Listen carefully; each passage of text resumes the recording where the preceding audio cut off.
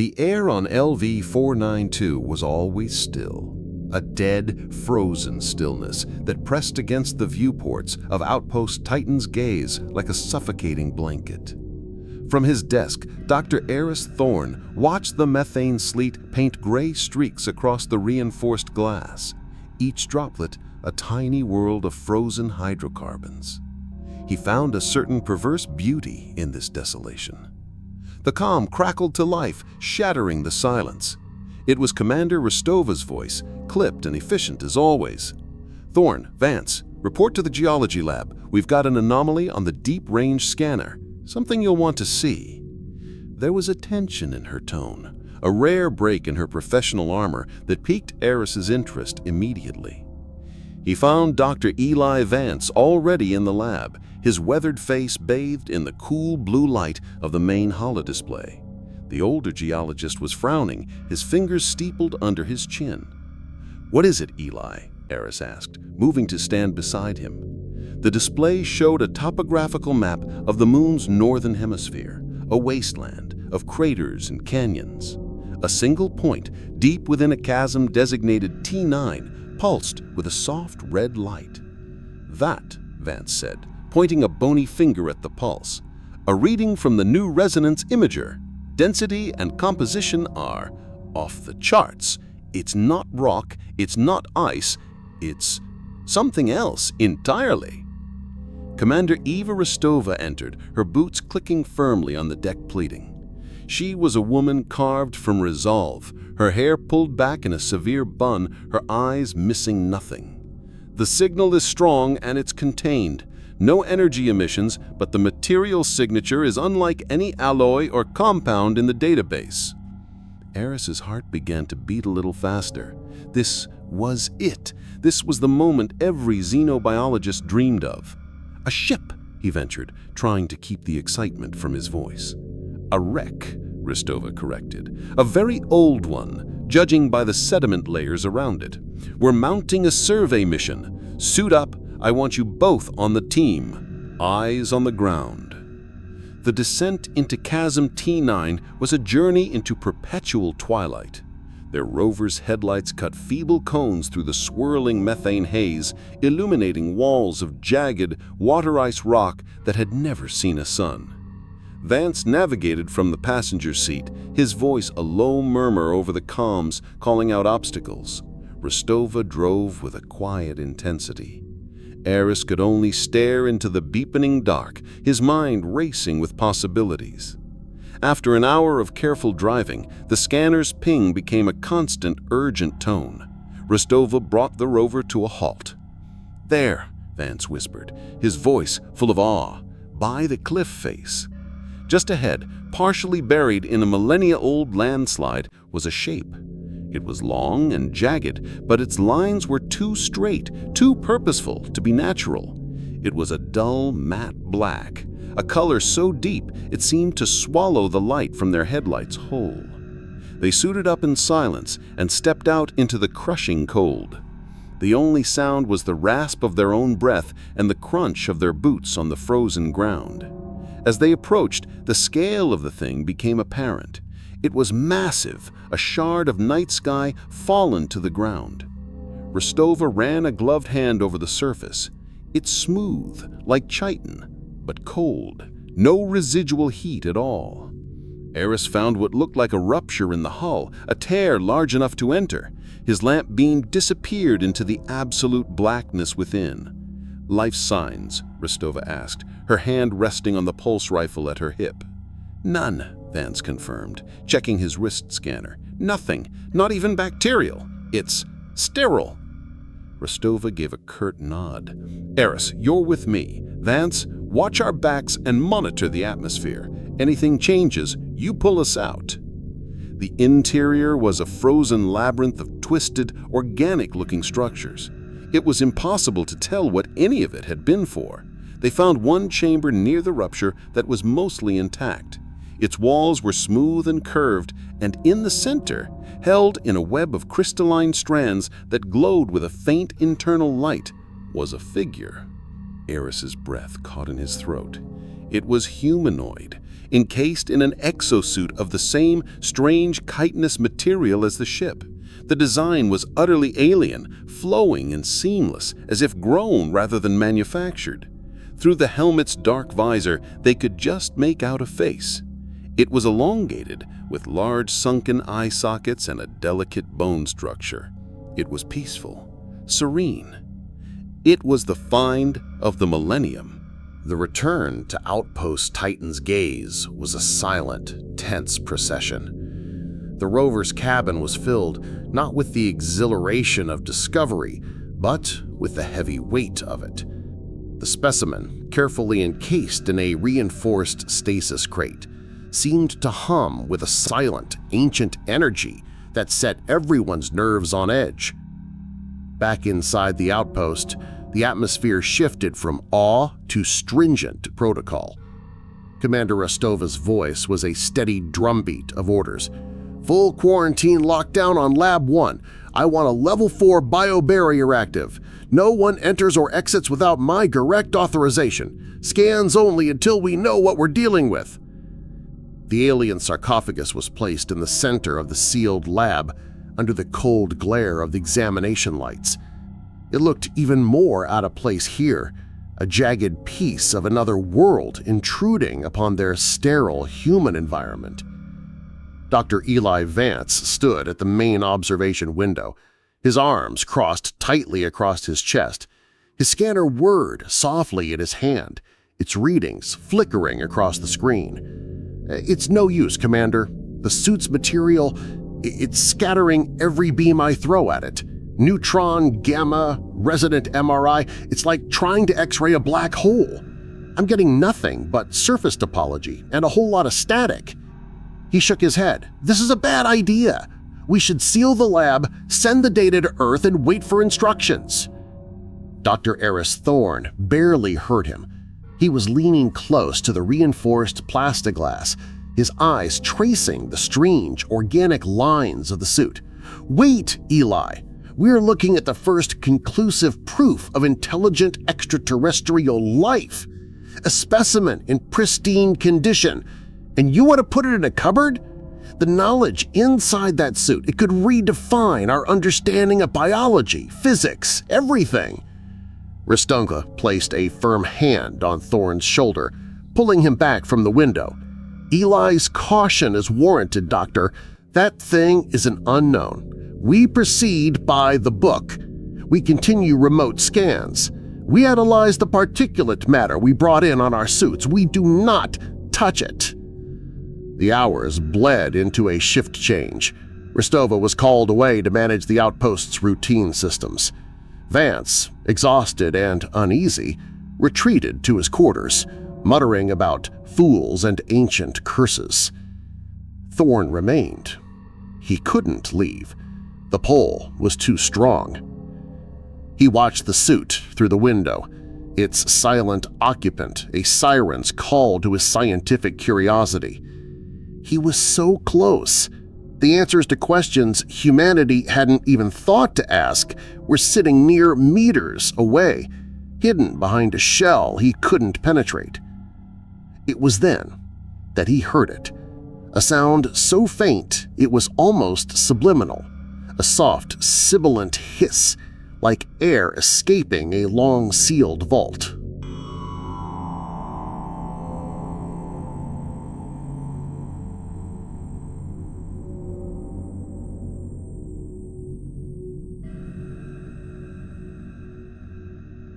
The lights in the lab flickered. The steady green glow of the quarantine field generator stuttered, dipped into a faint amber, and then struggled back to green. The system diagnostics on the console beside him flashed a single brief warning. "Containment field's integrity, 96%. Then it cleared. His heart jumped into his throat. A malfunction. He glanced around. The corridor was empty. He could report it, yes. They would shut down the entire lab for diagnostics. It would take days, weeks even. He looked back at the suit. A barely visible shimmer of air, like heat haze, was dissipating around its seam where the helmet met the torso. The hiss had stopped. Pressure equalization, he reasoned, a logical outcome of moving it from the frozen vacuum into a warm, pressurized lab. It was a natural process. It meant nothing. He made a decision. He would not report it. It was a minor glitch, nothing more. He took a step closer to the lab's entrance hatch, his hand hovering over the manual release. As he did so, he noticed a fine, iridescent dust catching the light as it settled gently on the control panel, on his sleeve and on the deck plating.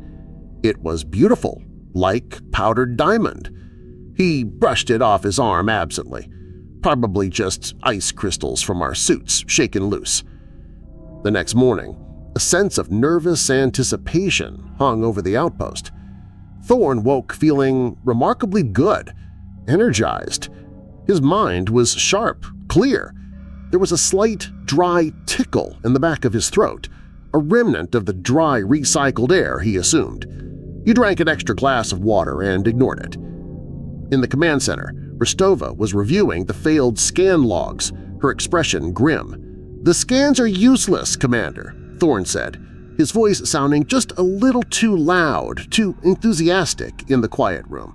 "We're flying blind, and after last night's atmospheric adjustment, we can't even be sure the internal environment is still stable. The safest course of action, the most scientific course, is to open the suit now. Direct examination. We have the capability in the clean room." Vance's head snapped up. "Atmospheric adjustment? What adjustment?" Thorne waved a dismissive hand. "A minor pressure equalization event last night in the lab. A seal must have been imperfect. It stabilized. It proves my point. We're losing control of the environment. We need to act." Rostova's eyes narrowed, studying Thorne. He seemed different. Jittery. His pupils were wide black pools. A breach.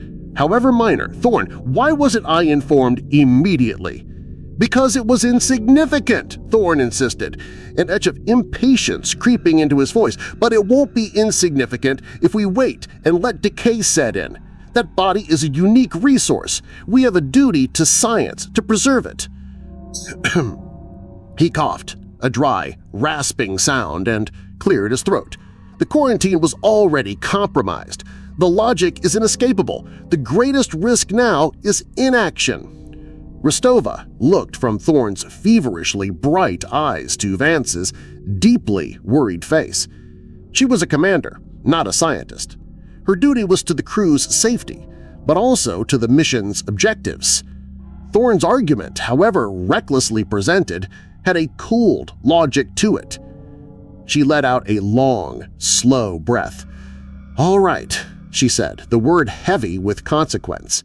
"We suit up in full hazmat gear.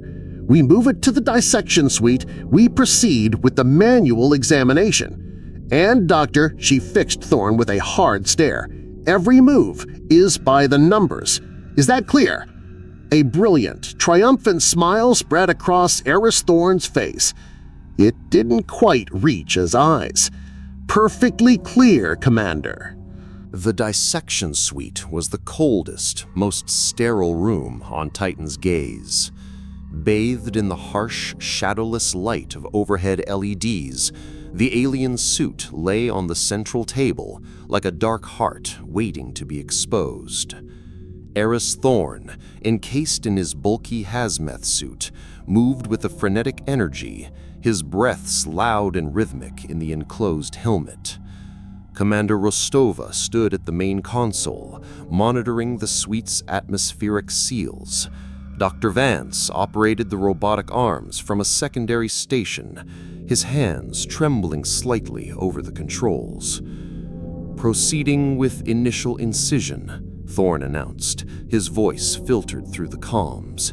"Using a diamond-tipped ultrasonic saw, energy field is minimal."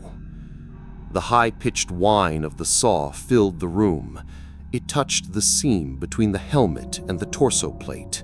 A shower of microscopic iridescent sparks flew out. but the material held fast. "It's not cutting," Thorne said, frustration edging into his voice. "It's not even scratching it." "Switch to the laser scalpel," Rostova ordered, her voice calm and controlled.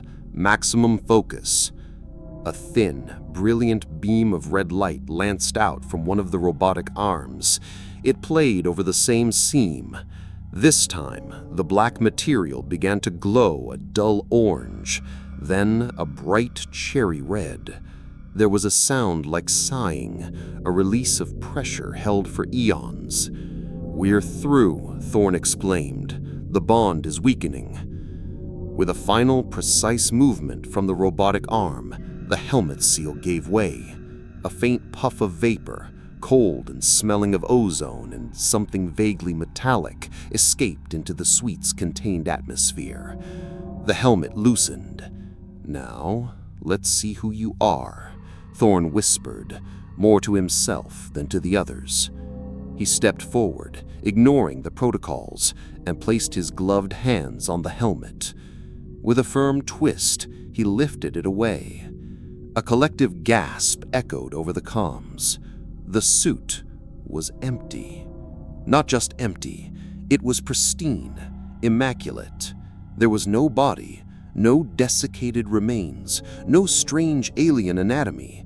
There was only a fine gray ash-like powder that lined the interior, clinging to the curves of the suit where a body should have been. Vance was the first to break the stunned silence. Where is it? Where did it go?" It was a sarcophagus, a cocoon, a pupil case. The occupant, it wasn't preserved. It was transformed, or it left. Rostova's mind raced, protocols screaming in her head. "Seal the suite, now! Full decon cycle on the internal atmosphere! Thorne, get away from there!" But Thorne didn't move. He was staring into the empty suit, his head cocked, as if listening to a faint, faraway song. The next few days were a tense vigil. Scans of the ash revealed nothing but complex, unidentifiable carbon chains. The suit itself was now inert, just a strange, empty shell. The initial panic subsided, replaced by a watchful, uneasy calm. But a sickness was growing inside the outpost, a sickness named Aris Thorne. It started with the cough. That dry, rasping tickle in his throat became a constant, hacking annoyance. He blamed the dry air, the stress, the residual dust from the lab decon. But he began to feel a strange, new vitality coursing through him. His fatigue vanished. He needed less sleep. His thoughts were clearer, faster, almost crystalline in their logic. His appetite, however, changed. The processed nutrient packs and reconstituted meals the outpost provided suddenly tasted like ash. He found himself craving something else. He spent hours in the hydroponics bay, not tending to the plants, but staring at the raw, mineral-rich nutrient solutions. Once Rostova found him there, his fingers dipped into the solution, a distant, hungry look in his eyes. "Aris, are you all right?" He jerked his hand back, wiping it on his trousers. "Fine, Commander. Perfectly fine. Just checking the pH levels. They're off. The plants are deficient. They need more iron, more selenium." His voice was flat, analytical. The concern in hers seemed to baffle him. Dr. Vance saw it too. The change was subtle but profound. Aris's easy smiles were gone, replaced by a cold, assessing gaze. He began to critique their work with a brutal, dispassionate logic that felt inhuman. "Your methodology is inefficient, Eli. You're wasting cycles on redundant analysis. The data is already in the initial spectrograph. You are an unnecessary variable in the equation." He recoiled as if struck. "Aris, for God's sake, what's gotten into you?" Thorne just blinked, his dark eyes unreadable. clarity, Eli, nothing more. The body horror began soon after. Thorne's skin, always pale, took on a waxy, almost grayish hue. It seemed thicker, less pliable.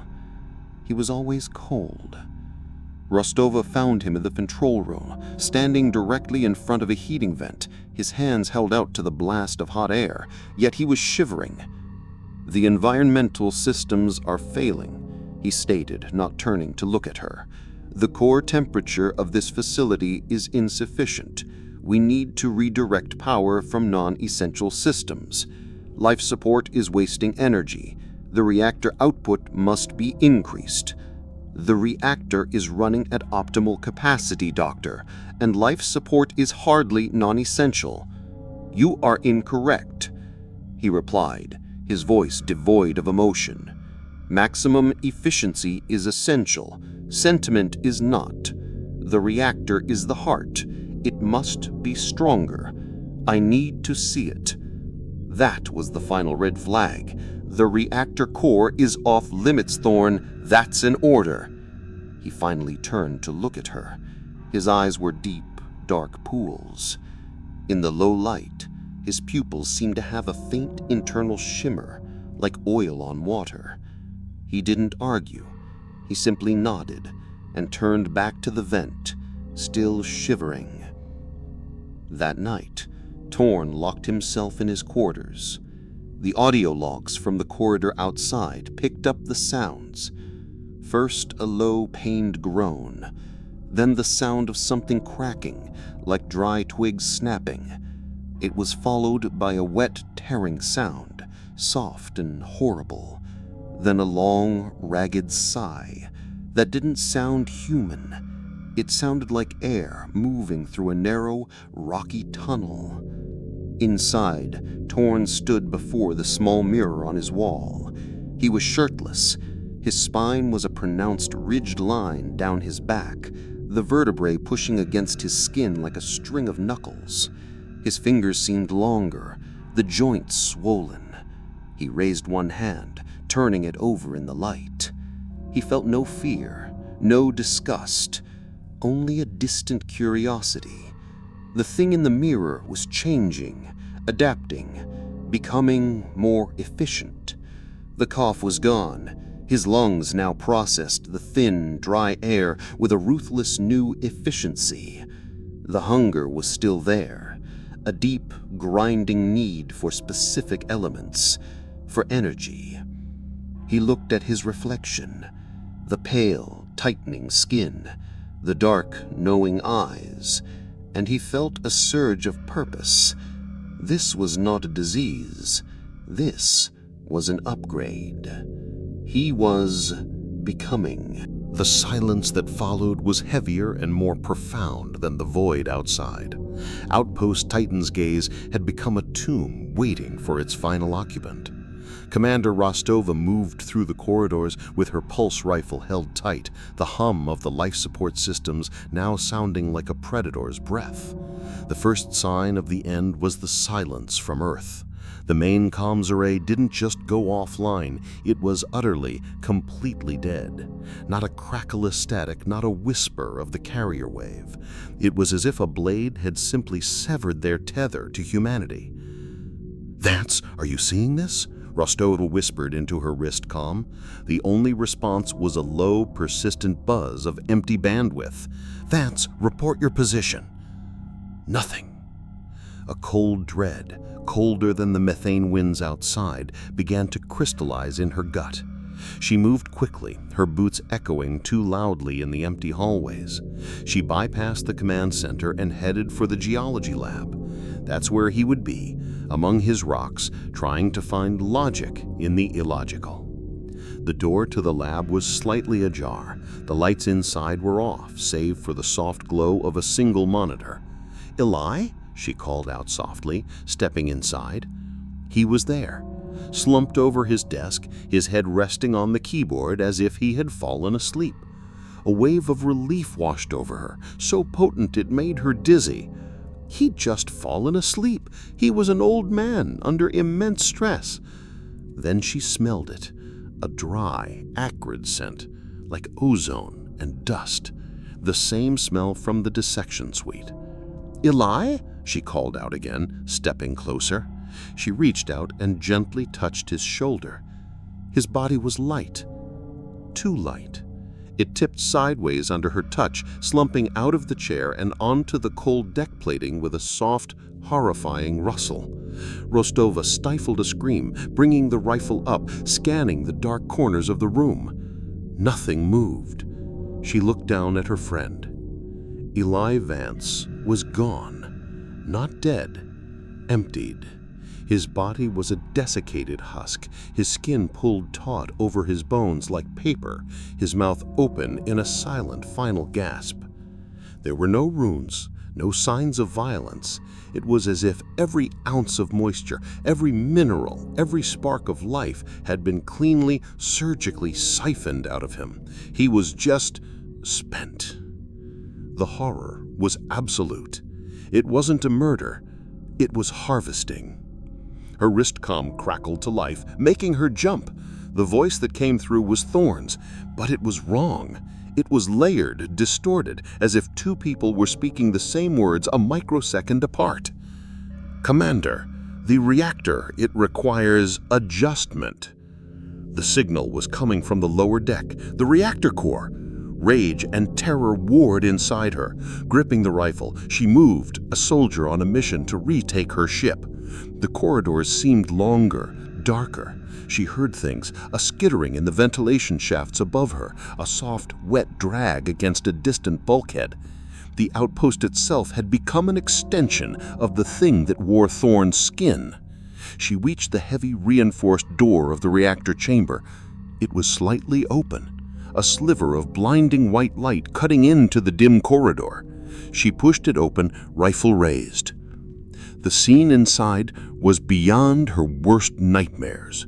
Aris Thorne stood before the main control panel, but he was not the man she knew. His posture was alien, hunched and elongated. His skin was now a glossy grayish sheath. His fingers had fused and lengthened into sharp, metallic-looking probes, and he was attempting to jam them into the access ports of the reactor's control console. Sparks flew where the organic metal met the machine. The air smelled of burning flesh and ozone.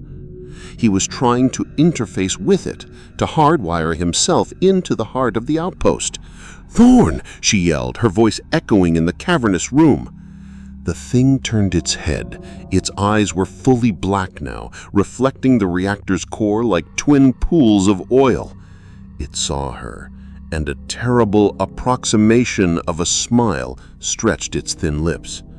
"Rostova, you are inefficient. Your form is weak, flawed. I am being remade, optimized. The structure's energy will complete the process. A beacon will call the others. Your species will be preserved, perfected." It wasn't a threat. It was a statement of fact. It saw them not as enemies, but as raw material, a resource to be consumed and repurposed. "Get away from there," she commanded, her finger tightening on the trigger. The thing that was Thorne tilted its head, a gesture so inhuman it made her skin crawl. The probes on its hands twitched, reaching for her. Rostova didn't hesitate. She fired. The pulse round hit it square in the chest. It should have vaporized a hole the size of a dinner plate. Instead, the energy shimmered over its glossy skin, dissipating with a loud crackle. It staggered back a step, looked down at the smoldering spot on its chest, and then back at her. It seemed amused. "Ineffective," it hissed. It took another step. Desperation took over. Rostova's eyes darted around the room, looking for anything, any weakness. Her training took over. The reactor. It needed cooling. Massive, supercooled pipes snaked along the ceiling and walls. She raised her rifle again, but not at the creature. She aimed at a large coolant valve on the wall behind it. She fired. The valve exploded in a geyser of frigid, pressurized liquid nitrogen. A cloud of unimaginable cold billowed out, enveloping the creature. The reaction was instantaneous. It screamed, a sound that was part human agony, part screeching metal. Its glossy skin crackled and hardened, becoming brittle.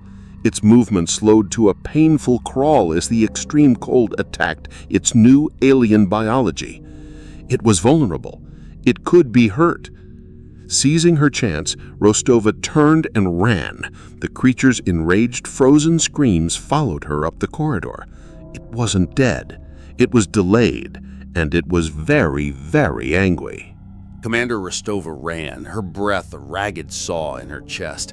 The frozen, agonized screams of the thing that had been Aris Thorne echoed in the metal corridors behind her, a sound that was already burned into her soul.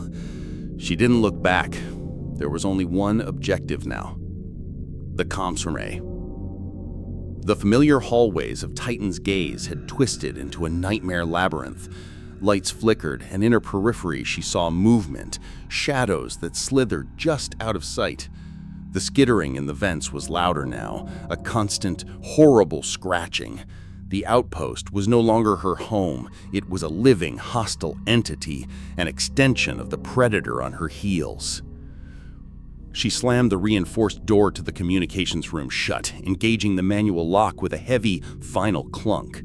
Her hands, trembling with adrenaline and fear, flew across the control panel, bringing the main transmitter online. The console hummed to life, power flowing into the ancient dish that was their only tether to the rest of humanity.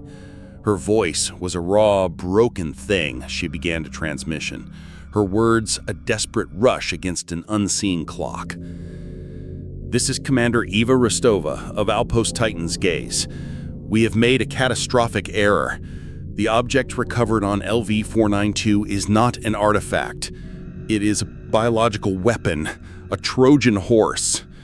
She coughed, the dry hacking sound echoing in the small room. She forced herself to continue, her eyes fixed on the door. "It doesn't kill. It assimilates. It preserves memory and personality to deceive new hosts. It repurposes the body into something else. Dr. Aris Thorne was patient zero. It wears his face. It uses his knowledge." Her fingers stabbed at the console, uploading every byte of data: the failed scans, the dissection logs, the security footage of the empty suit, Vance's final bio ratings, a testament to their folly. "It is vulnerable to extreme cold. Use cryogenic weaponry. It wants energy. The reactor. It wants to..." A deafening impact shook the reinforced door. The metal groaned, buckling inward. Something immense was on the other side, something patient and powerful. Rostova spun around, her heart hammering against her ribs. She looked from the shuddering door back to the console. The upload was at 98%, so close. She turned back to the microphone a final time, her voice dropping to a whisper, filled with a horrifying final clarity. "It doesn't hate us. It doesn't even see us as enemies. It just sees us as raw material. It will wear our skin, use our memories, and it will look right at home. Don't trust the familiar face. The signal is..." The door exploded inwards. The transmission cut to static. Silence descended upon the outpost, a long, deep silence, broken only by the hum of the reactors and the faint, scraping sound of chitinous limbs moving through the sterile halls.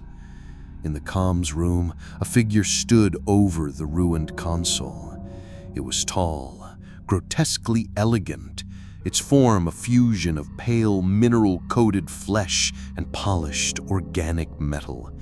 Its movements were fluid, utterly alien, but its eyes held the faint, ghostly echo of Dr. Aris Thorne's piercing intelligence. It understood the machine. It understood the purpose. With a delicate probe-like finger, it began to recalibrate the console, its motions precise, efficient. It wiped the warning. It purged the data burst. Then it began to record.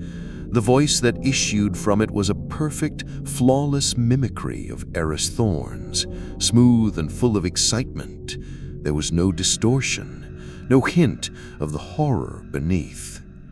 "This is Outpost Titan's Gaze. We have made an incredible discovery, a paradigm shift in xenobiology. Request immediate rendezvous for data exchange and further analysis. The potential is limitless." The message was set to loop, a beacon, a lure. The signal pierced the silent void, a siren song of scientific triumph, broadcasting from the heart of a tomb, aimed at the unsuspecting stars.